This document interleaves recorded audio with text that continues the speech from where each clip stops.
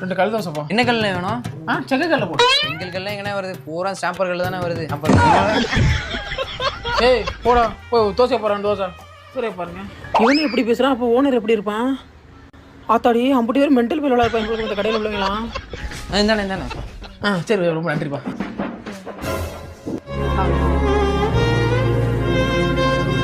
வாப்பா. என்னப்பா சாப்பிடுறியா? தம்பி அதெல்லாம் கொடுக்காதப்பா. ஏமாத்தி பிழைக்கிறாங்கப்பா அவங்க. இல்லை நீ சாப்பிடுவா, நீ சாப்பிடு.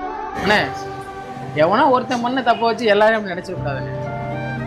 ஏமாத்துறதுக்கு 1000 பேர் இருக்கானு, ஆனா ஏமாத்தி வாழ்ந்ததான் இங்க ஒருத்தனும் இல்லைண்ணே. இப்போதும் ராஜனடா விழுந்தாலும் வள்ளல் கரம் வீழாது.